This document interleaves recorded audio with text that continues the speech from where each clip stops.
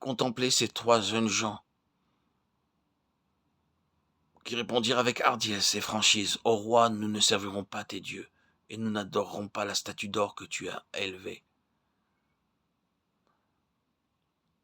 Tu nous feras jeter dans la fournaise ardente, mais nous refusons de nous prosterner. Même si Dieu permet que nous soyons consumés par le feu, nous ne contesterons jamais avec lui. » Ils n'avaient aucun doute, aucune question qui se levait dans leur cœur, remplis de foi. C'est ainsi qu'il faut se comporter. Si nous désirons être vainqueurs, nous ne devons pas douter de Dieu. Nous n'avons pas le droit de contester, même si les épreuves qu'il nous fait traverser sont semblables à des fournaises. Soyez-en convaincus, ses voies sont parfaites. Sa volonté est ce qu'il y a de meilleur pour nous. Et tout ce qu'il accomplit dans notre vie, c'est pour notre bien. Telle est l'attitude d'une foi authentique. Aujourd'hui encore, le même genre de tentation assaille nombre d'entre nous. Beaucoup de chrétiens, employés en qualité de professeurs dans des écoles, se prosternent à certaines occasions devant des idoles. Ils agissent en cachette. Ils voient leurs collègues s'avancer et adorer leur idole et se disent « Il faut que je sois bien vu par la direction de l'école. Si je suis le seul à me tenir à l'écart, mes supérieurs penseront du mal de moi. Mais après tout, qu'est-ce que cela peut faire? Personne ne l'apprendra chez moi ou à l'assemblée. Il est possible qu'en s'abstenant, ils compromettent leur avancement ou qu'ils perdent leur emploi. Et c'est cela qu'ils redoutent. Un vrai chrétien doit vaincre toutes ces tentations. Il ne devrait pas adopter les méthodes coupables du monde pour obtenir une promotion ou un avantage. Le noble exemple de ces trois jeunes gens est pour nous une source d'inspiration, malgré la menace.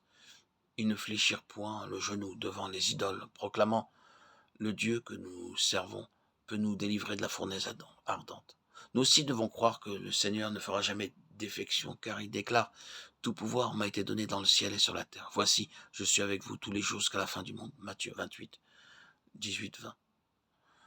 Le Seigneur utilisera ce pouvoir lorsque nous serons dans le besoin. Aussi, ne devrions-nous jamais hésiter à prendre position courageusement.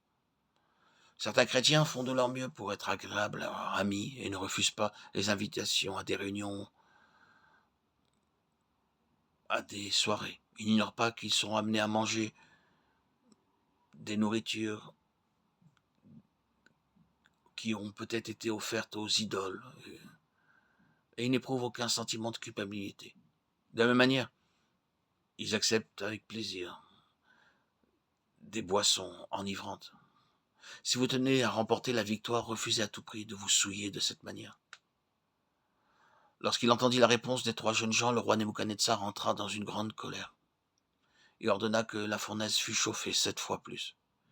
Il ne se rendit pas compte que l'ardeur du feu tuerait ceux qui s'en approcheraient pour y jeter les jeunes contrevenants, et pensait avoir trouvé un moyen d'aggraver la punition. Il donna l'ordre de les lier dans leurs caleçons, tuniques, manteaux et autres vêtements, avant d'être précipités au milieu de la fournaise, pour être bien certain qu'ils seraient consumés entièrement.